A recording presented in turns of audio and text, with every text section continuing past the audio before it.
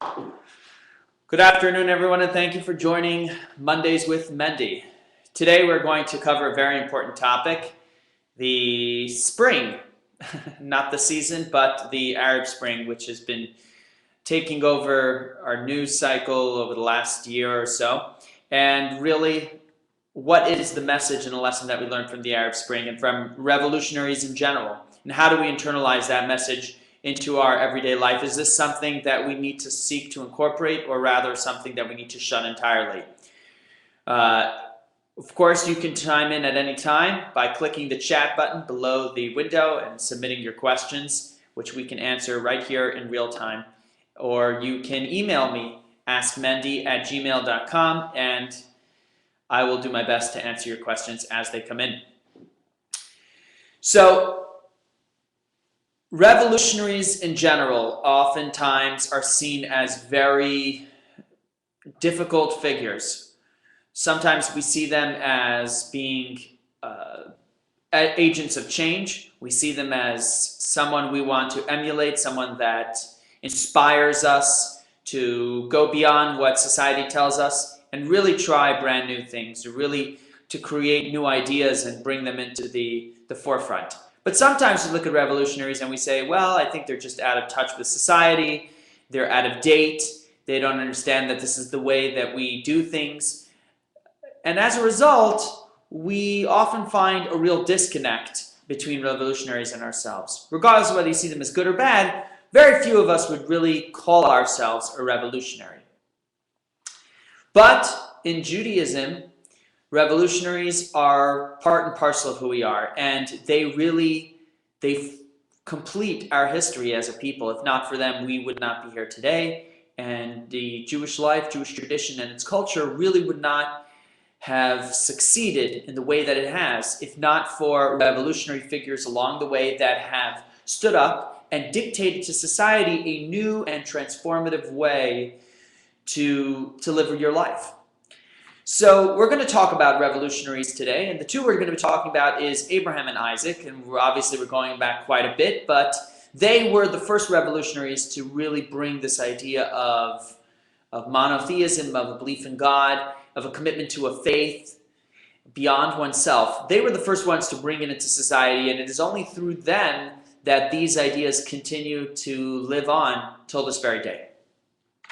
So when you talk about commitment and personal contribution, it reminds me of a story that's told about a gentleman who goes to the gas station, and at the gas station he stops and he's filling up his gas. He gets a can of Coke and he's drinking his Coke, and he sees walking along just in front of the gas station there are two gentlemen spaced about 25 feet apart. The first one is digging a hole.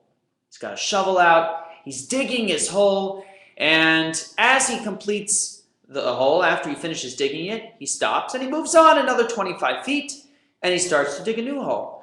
And immediately the second gentleman comes to the hole and starts to fill it up with dirt.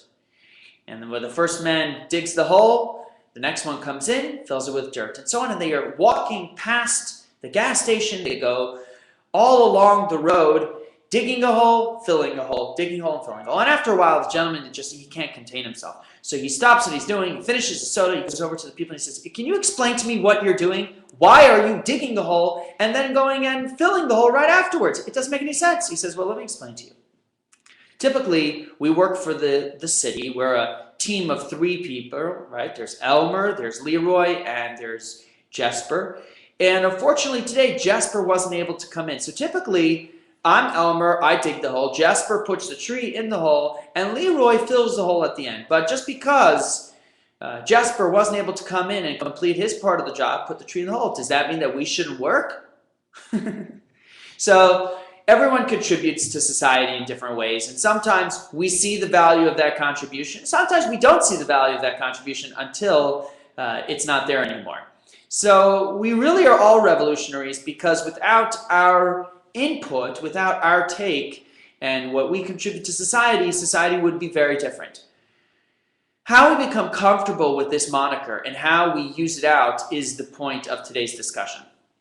So let's talk about some of the first revolutionaries. And what does it mean to be a revolutionary? Do you have to run around? Do you have to light yourself on fire? Do you have to be an extrovert? Do you have to grab media attention? Do you have to take state secrets and sell them to the highest bidder? We have all different kinds of examples of revolutionaries currently in the media and in society today. But how can you be a revolutionary? And I know that you might think that you aren't, but the reality is that in some way you have the potential to be one. So Abraham and Isaac are the two of the forefathers of the Jewish people, and both of them, while being extremely pious and God-fearing, were very, very different. In fact, polar opposites, and they both achieved revolutionary things in very, very different ways. The Torah portion that's read this week, and what we live with this week, talks about Isaac. Now, not very much is known about Isaac's life. Very, very little is actually told in the Torah. There's a lot more told about Abraham and Isaac's son Jacob, but very, very little told about Isaac, and so he remains a little bit of a mystery, a shadowy figure. And the only story that's really told in great detail is the story about him and his wells. Now, we know that Abraham brings up Isaac as a sacrifice, as a test, and ultimately God tells him he was just testing him, etc. But after that, not much is known until Isaac grows older, becomes a man, marries Rebekah, and now, after Abraham has passed away, there's a famine in the land. He follows what his dad did when there was a famine, and he goes down to the land of the Philistines, which is modern-day Gaza. He goes down to that land, and he goes to Avimelech, the king of the Philistines, and again, he disguises his wife, Rebekah, as his sister, and he gets into trouble. Same story has happened with his dad. And eventually, Avimelech, the king of the Philistines, says, listen, you're a man of God. I don't want to mess with you. Go live outside the city, and we'll live in peace. And that's exactly what he does. But when he gets to this town, which is in southern Israel today, what is today known as Beersheba or Beersheba, he gets to this town and he builds his wells. And here's what it says. And God appeared to him that night, and God said to him, don't be afraid. Just like I was with Abraham, I'll be with you. You'll be fine. And so he builds an altar. He offers a sacrifice, and everything is great. Isaac has a place to live. He's got peace with the Philistines. And he digs a well, right? He digs a well, and he gets up in the morning, he finds this beautiful, beautiful underwater cistern. He's got this great well, and he decides to name the place where he is. What does he name the place? Beersheba. Beersheba. All right. Sounds like a beautiful story. Sounds like a very happy ending. But as we've always discussed, the Torah is written in great specificity, allowing us to learn huge life lessons from a simple letter or even a simple vowel. So what is the possible lesson that we could discern from this narrative? And there's one question that jumps out at us right away. The question is, why does Isaac name this place Beersheba? This exact spot, this exact place is where Abraham lived after the famine, after he met with Abimelech, the king of the Philistines. And he too names the same location Beersheba. So what is Isaac saying by coming to the same spot and naming the town Beersheba? I mean, is this a joke? Your dad already named the town the same thing. And even further, the Torah, the verse continues on and it says, and that's the name that it's known until this very day. What do you mean? That's the name. It's the name that Abraham gave. Why would you add the line? It doesn't say the line after Abraham named the town. That's the name that it was known until this very day. So what is Isaac accomplishing in making this name his own? By owning this name, is there any difference, any differentiation? And why does the Torah highlight that this is the name known till this very day? So if you go back and you look at the text that happened with Abraham, the same story that happened with Abraham. Abraham's living with Sarah. There's a famine in Israel. He goes to the Philistine king to get some food, hides his wife. His wife gets discovered. And then Avimelech sends the wife back to Abraham and says, Abraham, you're a man of peace. Go live in this town. Right? Same exact story. But there is one slight detail. that differentiates the two stories. And again, as I said, no detail is too slight when you're reading Torah. Everything has so much to teach us all. The only difference between these two stories, apparently, is the way they name the town that they come to rest in. Abraham names the town Be'er Sheva. And Yitzchak names the town Be'er Sheva, which is the name it's known till this very day. What is the difference between the two names? You see, in the Hebrew alphabet, different than in all other alphabets, consonants and vowels are two entirely separate things.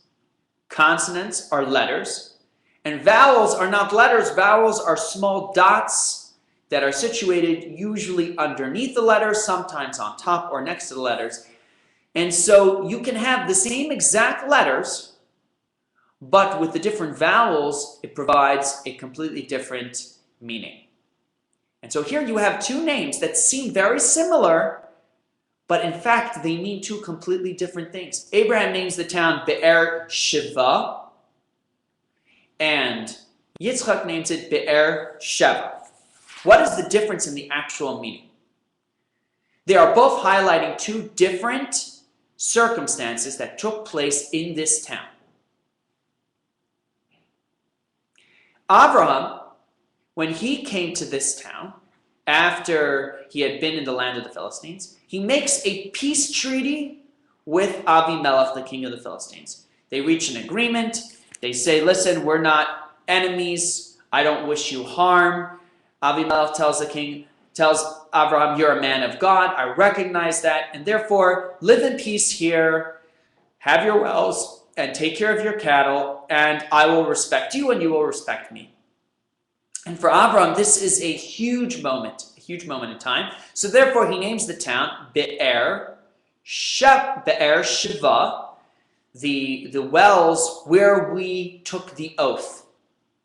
And it's referring to this huge peace treaty that he and Avimelech, this alliance that's built in this very town. That's what Abraham chooses to highlight when he names the village. Yitzchak, on the other hand, doesn't name it Be'er Sheva. He names it Be'er Sheva, Sheva meaning seven, referring to the seven wells that he dug and discovered in this very town. So why is it, number one, so important for Yitzchak to highlight these wells in addition to the trees, the peace treaty, the alliance that his dad had already established in the town? Why does he have to put his own spin on it and change the name ever so slightly? And why is that the name that's stuck with till this very day? So let's understand what was going on here. Remember, we said these are two revolutionary figures, Abraham and Yitzchak. Why are these two moments in their lives so important that they choose these two different moments to name this town? So let's start with Abraham. Abraham, as we spoke about last week, he's the first Jew, the first person to introduce monotheism into the world. Abraham is set on one thing and one thing only. He wants to change the way the world sees God. That's what he's about. You have to remember he grows up in a time with rampant idol worship everywhere. Even though Noah had known God, it says that Noah communicated with God and built the ark, etc., etc. But over time, after the Tower of Babel, people were dispersed, if you remember. And as a result, knowledge in God, belief in God completely disappeared. It was replaced by the belief in wood and stone, idol worship. Even the wise men, all they worshipped were the things that they could see, the sun, the moon, the constellations, and that's what they built these idols to replicate what they could see. Eventually, tyrants took over. They themselves became referred to as gods. There was no belief in anything but that. But Abraham was not your typical guy. Abraham was not a cookie cutter person at all. He was against the grain. That's who he was. Everything he did was opposite. He was a contrarian. And as a result, because he possessed that tremendous, tremendous strength to go against the tide, only he was able to really introduce this novel concept of believing in God, something greater than everything that you can see, which went against everything that society at the time professed. Remember, Avram grew up in this environment.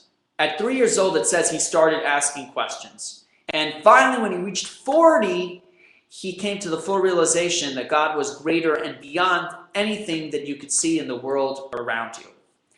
So once he came to that realization, and he expressed this and communicated with Hashem, at that point, he becomes the PR man. Right? He becomes the PR guy for God and for Hashem. And as a result, that's what he spends his time doing, traveling and visiting towns and villages along with his wife Sarah, and bringing people into his home and feeding them. Everything designed to build branches, to take away barriers, and ultimately share this belief and faith that he has with other people. That's revolutionary. Literally, to introduce a new concept that totally changes and transforms the way you think, to introduce something like that, that is revolutionary. And that's step one. If you want to change the world, you got to have ideas. Without new ideas, you can't bring about change. So to bring about change, number one, you need ideas. And that's what he did. He had this amazing idea, the belief in God, and he shared it with everyone that he possibly could meet. So as a result, if his revolution was built on sharing ideas, when he finally meets Abimelech, the king of the Philistines, one of the most powerful and prominent people of that era, he meets this man, and this man tells him in the town of Beersheba, he tells him in this village, I want to make peace with you. I want an alliance with you. I recognize that you are a man of God. And therefore, I want to be with you. This is the most important thing for Abraham in his lifetime. Because remember, his mission is about creating connections, about sharing his ideology with other people. So diplomacy is front and center. And when he has a chance now to create an alliance with the prime king of the time, the king of the Philistines, he is excited beyond. And that's why he chooses this moment to highlight when he names the village. Beersheba, the well springs where we took this oath, where we took this revolution to the next level, where the sharing of monotheism, the belief of God, where sharing this faith went to the next level because it was being accepted by the leaders of the time, the rulers of the land. That's when we started to see real success. And that's why he highlights that in the name that he gives to this very village. In fact, you might not know this, but the word Hebrew, or Hebrews, as the Jewish people were called for a long time, that word in Hebrew is Ivrit, or Ivri. Ivri meaning Hebrews, Ivrit meaning the Hebrew language. Where does this word come from? It comes, many people believe, from Avram, who was known as the first Hebrew. Avraham ha-Ivri. What is the definition of the word Ivri or Hebrew? It means on the other side. Because Abraham was always on the other side. Society said, do this, he did that. That's what a contrarian is. And that's one form of revolution. That's a form of revolution that we see today, where people take drastic measures to bring about a new idea into society. And sometimes these drastic measures are painful. Sometimes they blow our minds completely. Right? We saw that in the Arab Spring. We saw that with Julian Assange. We see this all, time and time again when revolutionaries bring about new ideas. We're not discussing whether it's for better or for worse, but just in general, when they bring about new ideas, you have to be someone that really can go against the grain because it's not readily accepted. That was Abraham. And so Abraham's entire existence is all about sharing his belief in the world. And the minute that he has a chance to create an alliance, that is the most important thing. Abraham was a very prominent man, but did you know that one of the only things that's recorded in the everyday liturgy, in the prayer books that we use every day, one of the only things recorded about Abraham in the prayer book is, and he was named Avram, and God changed his name to Avraham. Okay? This is a man that was thrown in a burning furnace. This is a man that was tested to sacrifice his son. This is a man that went against the entire society of his time. Right? But what is highlighted? That he got a name change. Now, I understand changing your name is a big deal, of course. But is that the number one thing that Avram has to be remembered for? Think about it. If I go from Menachem Mendel to Mendy, my nickname, right? It's a big deal. But is that my entire contribution to society? And yet this is what Abraham is constantly remembered for in the prayer books every single day. And the answer is quite simple. Avraham, simply adding that one letter, the Hey, in his name, went from being a father to his people, to his community, to a father of nations. And that's what it says. Av hamoin goyim nisaticha. I have set you as a father of nations. And in that moment, his mission in life is defined. You're not just a guy that's going to live by yourself with your community. You are going to be a father of nations. You are going to share your beliefs and faiths with all of the other nations of the world. And when the Philistines come and you have a chance to work with the Philistines and you win them over, this is why you were created. And that's what you're going to highlight when you name the town Beersheba. So Abraham is a revolutionary in the most literal sense of the word. He introduces brand new, novel ideas to the world. Even though they're contrary to everything that society tells him, he has the guts and the commitment to see them through to the point where eventually they're even accepted by society and the rulers of the land, like Avimelech. And that's what he highlights when he names the town Be'er Sheva. But that's not the only way to be a revolutionary. And for a lot of us, we may not have opportunities to bring about brand new novel ideas. We may not have the strength to go contrary to everything society says. And as a result, we kind of shirk from this literal definition of revolutionary. We think it might be nice. We're inspired by those people, but we don't know if we could do it ourselves. And guess what? It's not the only way to be a revolutionary. Because here comes Isaac, Abraham's son, and just as important a piece of the puzzle to sustain this belief in God, this faith in monotheism, to the next generation. So Yitzchak, obviously, as I said, was very different than Abraham, completely different, and he had a different mission. His mission, his task in life was not necessarily to spread this belief, this faith, as far and as quickly as possible, but rather to nurture it, to sustain it by building an internal commitment to it, by strengthening his community and making sure their level of commitment was solid. He was going to sustain this belief, this faith that his father Avram had introduced to the world. He was going to make sure it sustained itself throughout the generations. That was Yitzchak's goal. That was his model. So it's not enough to just introduce an idea to the world. That's great. That's revolutionary. But if you want to create real change, you have to find a way to sustain it. That's what Yitzchak set out to do, sustain his father's belief in God. So his time was spent differently. His time wasn't spent simply building bridges in diplomacy with other people and other nations, but rather his time was spent in ensuring that the commitment to God was absolute. Those that chose to accept this as a way of life, they were fully committed in heart and soul to following whatever Hashem would tell them. That was Yitzchak's mission. And of course, if you don't have a deep level of commitment to something, ideas come and ideas go. But rarely do we see ideas live out over time if they don't have someone to really solidify our commitment to the idea.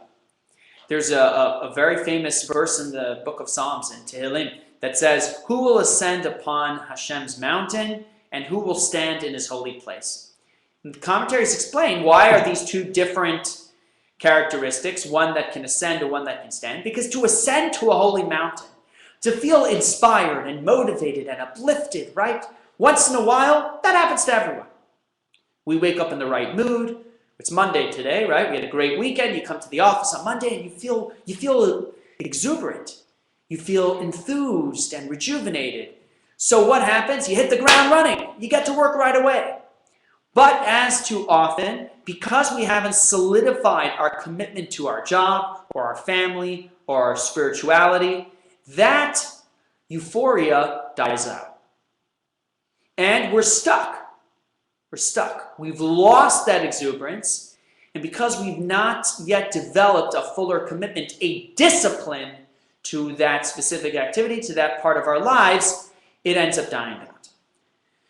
So it's not about simply ascending to a spiritual place. It's about finding the discipline and the strength to sustain that spirituality over the course of the day and over the course of our lives. That's what Yitzchak set out to do. He represented discipline. Abraham was kindness, just giving and giving to anyone and everyone that was willing to accept it. But Yitzchak was much more severe. He had to discern who was truly committed, who was not. And those that were truly committed, he made sure that their discipline was complete so that they would be able to sustain this new and revolutionary ideology throughout the tests of time.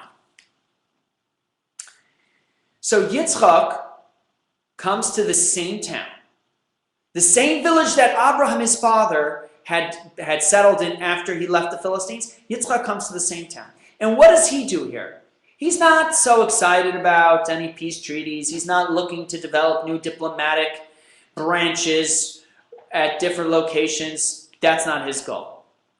His goal is to search beneath the earth and find the wells that his father dug and revitalize those wells. Because one thing he wants to teach his community, his followers, the people that he works with, is that level of commitment that you have to one's faith. It's not enough to simply spread out. You also have to bring it back in. And if you're not solid in here, then as far as you go and as many people as you talk to and as many people as you help, it will eventually crumble from within because your foundation isn't there. So he digs these wells. He finds the water, and that's what he shares with the people, telling them, look, Abraham's water, Abraham's wells are alive. Let us reconnect. Let us recommit ourselves, not just in name only, but in action, in deed, in the fullest sense of the word. Let us find the discipline that we need to sustain what Abraham started for future generations. And that's why he names the village Beersheba. He changes it from what his father named it, because in his father's time, it was all about diplomatic and alliances. That was everything, and that was the name of the town. But now it's not about diplomacy anymore. It's about sustaining our way of life through discipline, through commitment. And we see that in the wells that have been uncovered. So he names it Beersheba, the town of the 7 wells, to remind the people that this is what's going to keep us, our people, our nation. It's going to keep us throughout history, our level of commitment, our level of discipline. Bless me, excuse me. That is what's going to allow the Jewish people to survive. And indeed, without that level of commitment over time, without question, they would have died out. So why does the Torah highlight that this town, this village, is known as Beersheba till this very day? Because the message is still relevant today. It's still relevant today. You cannot sustain a revolution if you don't have a plan for action. If you don't have a plan for action, then eventually revolutions come and revolutions go. They will not sustain the course of time. And we see that quite clearly. Look at what happened in Egypt. In Egypt, we had an amazing revolution. President Hosni Mubarak was moved, and eventually a new government was elected, primarily from the Muslim Brotherhood. Only a few months later, 6 months later, another revolution comes, and now the Muslim Brotherhood is removed, and a vacuum exists. because there was no plan for action. The only goal was to remove the current leadership. But without putting yourselves in a position for focus and discipline to move forward, the revolution is short-lived and eventually it crumbles. Eventually it crumbles. We see the same thing with the wiki links that took place recently. By simply taking information that was once kept secret and disseminating it with the world, you might be destroying a little bit of the leadership that exists. But do you have a new system in place for how the world should operate? No, you don't. So all you're doing is destroying this previous system, which may not have been perfect. The secrecy that existed, the spying, the eavesdropping is far from perfect. But it was a system that had its pros, it had its cons, but it worked. Now we're destroying that system without anything new to take its place. How can that be sustainable? So ask yourself this question: are you a revolutionary? The answer is yes. Does that mean you introduce novel ideas, that you go contrary to society? Sometimes. But even more importantly, by sustaining your commitment to a spiritual and productive way of life, by sustaining your commitment to being a good father and a good husband, to being a great business professional, to being a great human being. By you doing that, you are making sure that this revolution that started over 2,000 years ago by your forefathers, Abraham and Isaac, continues till this very day. And that is the greatest contribution that we can make to society. Because unfortunately, we find that in society today, many people are choosing to revert back to simply what is easy and what feels good. So to be revolutionary today, you don't have to light yourself on fire. You don't have to spread state secrets. All you have to do is be a good person. To think about something beyond yourself. To put your family first. To help someone cross the road. That is revolutionary in today's time. To go beyond instant gratification, to think about what's good in the long term, that's a revolutionary. And it is only through those actions that the Jewish way of life will continue for the next millennia. It is only through us recognizing that it's not enough as Jewish people to simply extend olive branches, to simply share the positive feelings that we have. We also have to sustain it through discipline, through commitment, just like Isaac did. To be Jewish in name alone is not enough to give over to your children. Because the kids walk away saying, what is this? Easy come, easy go. And over time, the bulk of society will inflict their effectiveness. They will inflict their assimilation upon you. Just because of the fact that your children are growing up or will grow up or have grown up in a society totally different than who they are. Without a deep level of commitment, without discipline in their faith, it's almost impossible for them to sustain your way of life, our way of life, for future generations. So I ask you, I implore you, be a revolutionary. Stand up against the tides that are sweeping this country, the tides of assimilation. Stand up and say, I am going to be Abraham.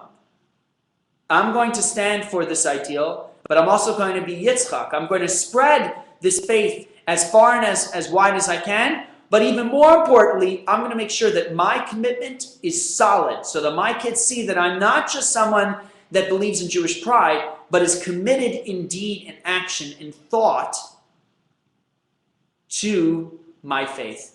And only then do I have the best chance to see this beautiful revolution continue for generations to come. Thank you so much for tuning in today.